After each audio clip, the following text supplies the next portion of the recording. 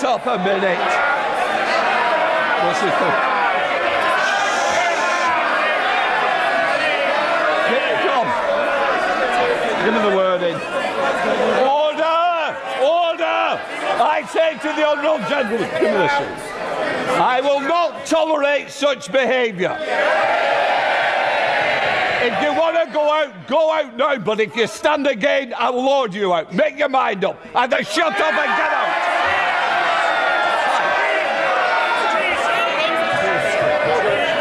What you're about to see is Kemi Badenoch holding the Prime Minister to account in Parliament, methodically, forensically, and without mercy over welfare reform failures, unanswered questions on taxation, and a legislative U-turn so dramatic it left members of his own party visibly shaken. Let's get into it. Leader of the Opposition, Kemi Badenoch. Mr. Speaker, can I first of all take this opportunity to congratulate the member for Rochdale for being the toady of the week, helping the Prime Minister. We all know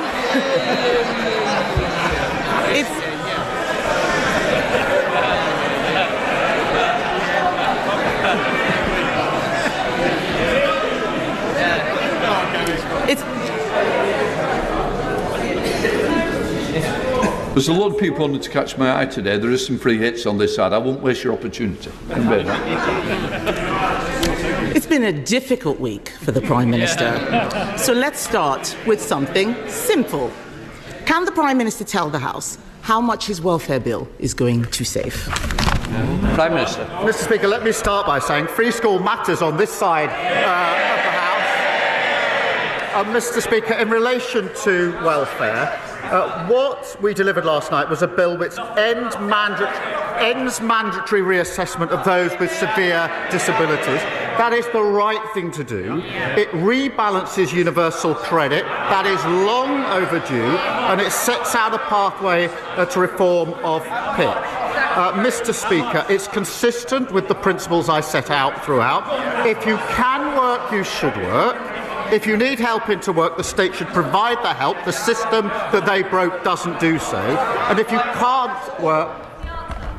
I think there's one or two I can spot immediately. Usual voices, same names, please. It's too early to leave the chamber. Prime Minister. And Mr. Speaker, if you can't work, you must be supported and protected. The reformed welfare system that we're putting in place will be better for individuals, better for the taxpayer, and better for the economy. Kemi Badenoch. Mr. Speaker, I don't think the Prime Minister actually watched what happened in the House yesterday. His bill was completely gutted. A U-turn in the middle of the debate, removing Clause 5. Where on earth was he? The reason why he can't answer the question is because he knows it doesn't save any money. It's going to cost millions. This is the first Prime Minister in history to propose a bill to save money who ended up with a bill which costs money. So if the bill doesn't cut welfare spending, can the Prime Minister tell the House how many people it will get into work? Well, Mr. Speaker, I'm glad she asked that because it gives me the opportunity to say we've already started changing the job centres and investing in support back into work. The Trailblazer scheme, which is doing exactly what she asked me, which is getting people back into work. The bill last night will help people back into work, and of course the Timms review is ongoing. But I tell you what won't help people back into work, won't help control the costs, and that is voting to keep the broken system. And that is what they did last night. Everybody in this House accepts that the current system is broken. It invites the question, who broke it? They broke it. And last night, they voted for the status quo. The broken system is their policy. That won't help individuals, taxpayer, and it certainly won't help the economy. Mr. Speaker, I'll tell him what we did on welfare. Yes, they can laugh.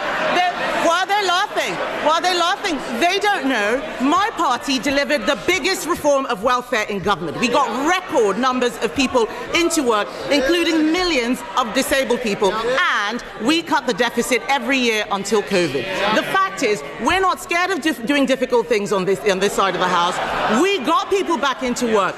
What he forgets is that since the election, Since he became Prime Minister, an additional 1,000 people a day are signing on to incapacity benefits. That is 50% more than under us. 50% more than under us. And, Mr. Speaker, astonishingly, because of the mess they made yesterday, because there are no more savings, sickness benefits alone are set to rise to £100 billion on his watch. He cannot reduce that now. He cannot reduce that now. Order. Mr. McKee, I think we've had a run-in before. I certainly don't want any more. Seriously. You're obviously not getting your timing right because I can hear your voice every time. I'll start again, Mr. Speaker. Sickness benefits, louder for those at the back, sickness benefits are set to rise to £100 billion because of their mess. They cannot now reduce it. They can't reduce it because after last night's humiliating U-turn, we know he cannot control his MPs. They're cheering now, but you signed the amendment. You signed the amendment. Over 100 people signed that reasoned amendment until the bill was completely gutted. He said that he would take the difficult decisions, but isn't the reality that he is too weak to get anything done? Mr. Speaker, I'll tell them what they did to the welfare system. They broke it. And it's the same as the NHS. What did they do? They broke it. Same as the economy. What did they do? They broke it. They broke everything that they touched. And now she describes the broken system that we are trying to fix. What did she do? She voted against fixing the system that they broke. And I'll tell you, Mr. Speaker, and spell that out, they voted last night for the system that is keeping 1 million young people not learning or earning. That is a disgrace of their system. They voted for a system where we have 3 million people out of work on ill health, and they voted for that system. We're fixing it. We're clearing up the mess that they left, just like we're clearing up the NHS and the economy. He's got some brass neck. Has he read the papers this morning? Has he read the papers this morning? That bill will achieve nothing. It is a pointless waste of time and is absolute proof that he doesn't have a plan. Let me tell the House what's going to happen.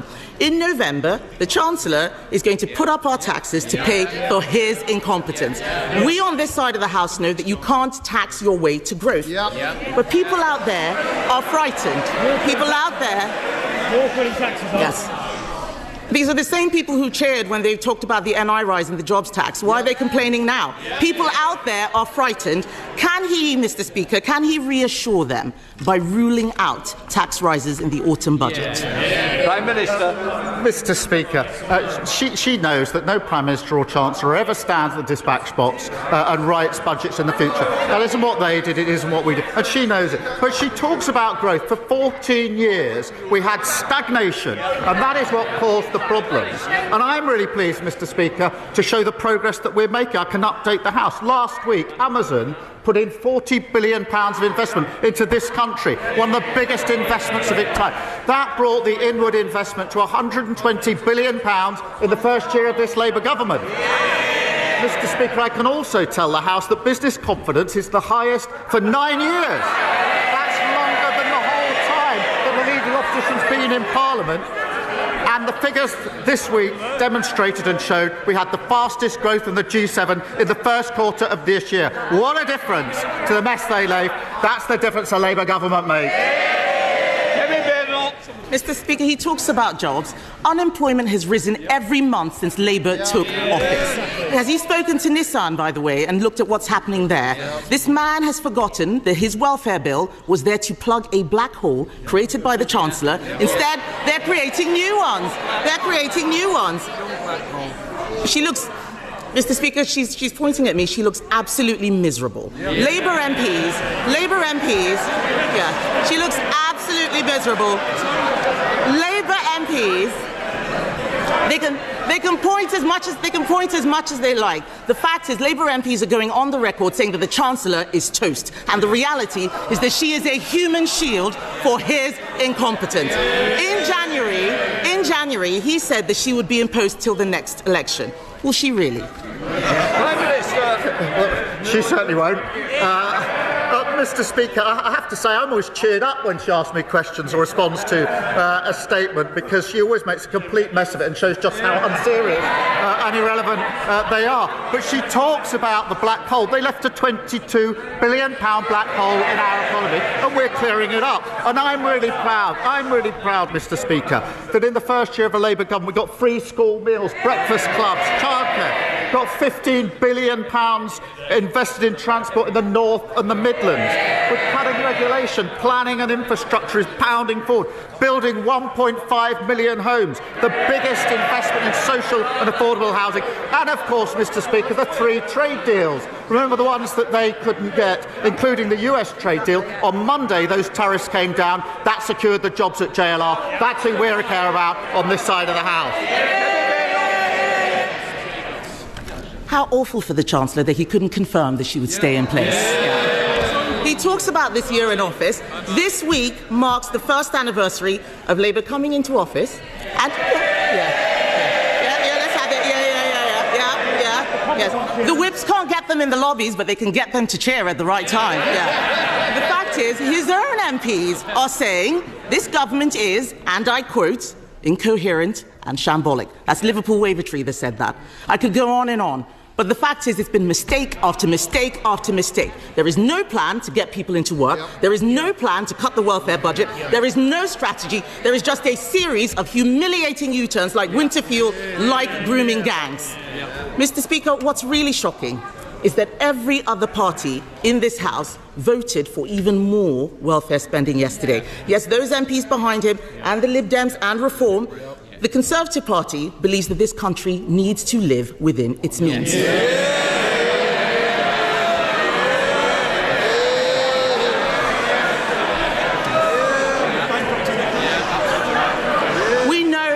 We know what we believe, Mr. Speaker, but this is a Prime Minister who has U-turned on everything he's done in office, including his own speeches, because he doesn't know what he believes. With left-wing Labour MPs now running the government, isn't it working people who will now pay the price? Mr. Speaker, this is why she always cheers me up. She talks about living within their means, having left a £22 billion of black hole. Mr. Speaker, she talks about the first year. I'm really proud of our first year in government. We promised, Mr. Speaker, 2 million extra NHS appointments. We've delivered 4 million. A promise made and a promise delivered. We promised the biggest upgrade to workers' rights in a generation within the first 100 days. Promise made, promise delivered. We promised free breakfast clubs. That's a promise made and a promise delivered. Banning bonuses for water bosses who pollute our rivers. That's the mess they left. A promise made and a promise delivered. Creating GB Energy. A promise made and a promise delivered.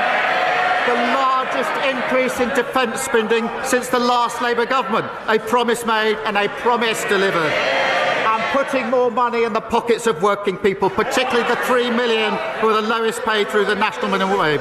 A promise made and a promise delivered. We're only getting started, and the Chancellor has led on all these issues, and we're grateful to her for it. Badenoch opened with precision, calm, composed, and clearly across the detail of the government's welfare proposals in a way the Prime Minister himself did not appear to be. Mr. Speaker, she said, let's start with something simple. And that single line set the tone for everything that followed. She wasn't posturing. She wanted a specific figure, how much Starmer's new welfare bill would actually save the public purse. It was a straightforward question. The Prime Minister did not give a straightforward answer. Starmer rose and offered reassurance. If you can't work, you must be supported and protected. A perfectly reasonable principle, but it wasn't the question. Badenoch had asked for numbers, for fiscal accountability, for evidence that the government understood the financial consequences of its own legislation. What she received instead was a statement of intent with no figures attached. She pushed back immediately, and she had every right to, because buried inside this welfare bill was Clause 5, a provision that had been gutted mid-debate following a rebellion from Labour's own backbenches. The government had introduced a bill designed, in its own words, to reduce welfare spending. Then, under pressure from within its own parliamentary party, it amended that bill in ways that increased the cost. Badenoch made this point with surgical clarity. The Prime Minister had come to the House promising savings. He was now presiding over a bill that delivered the opposite. She pressed further. How many people would this legislation actually return to work? Again, no clear answer. Starmer spoke of support systems and reform frameworks. Badenoch spoke of outcomes. She outlined what a credible welfare reform agenda might look like. Trailblazer schemes, a rebalancing of universal credit, ending blanket mandatory reassessments. She wasn't simply criticising, she was demonstrating that the policy thinking existed and that this government had failed to apply it coherently. The numbers she raised were significant. The cost of incapacity benefits is now approaching £100 billion. That figure alone commands serious attention. And her argument was direct. The government cannot now reduce that bill because it has already compromised the only legislative vehicle it had to do so. The amendment tabled by Labour MPs, which they had just cheered through, had in her assessment locked in financial chaos. She turned to face those MPs directly. You signed the amendment, she told them. You can cheer, but you've just voted for fiscal instability. It was a moment of genuine parliamentary force, and it landed. Starmer attempted to reframe the narrative. He accused the Conservatives of having broken the welfare system in the first place, the NHS, the economy, public finances. It's a familiar line of attack, and not without some basis in fact. But in this exchange, it didn't hold, because the question was not about what happened under the previous government. The question was about what this government had done with its own bill, on its own watch, with its own MPs.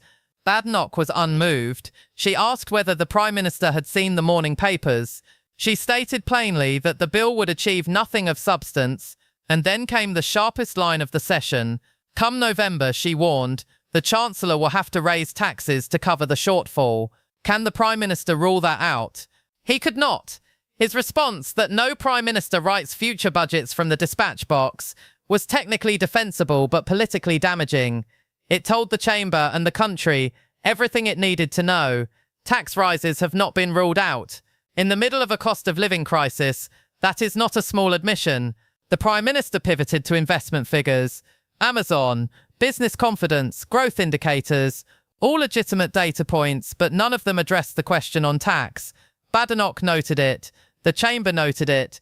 She then delivered what may be the defining statistic of this Parliament session. Unemployment has risen every month since Labour took office, and the welfare bill that was supposed to stabilise the public finances has, in its amended form, made the situation worse. The Labour front bench had no credible response. Several members appeared deeply uncomfortable. She wasn't finished. She addressed the broader question of authority. Every other party in the House had voted to increase spending further the night before. That included Labour's own MPs. So the question she posed was not rhetorical, it was constitutional. Who is actually setting the direction of this government? The Prime Minister at the dispatch box, or the backbenchers who keep forcing his hand? Starmer's closing defence was a list. Free school meals, breakfast clubs, minimum wage increases, NHS appointments, trade deals, GB Energy, each one a genuine policy delivery.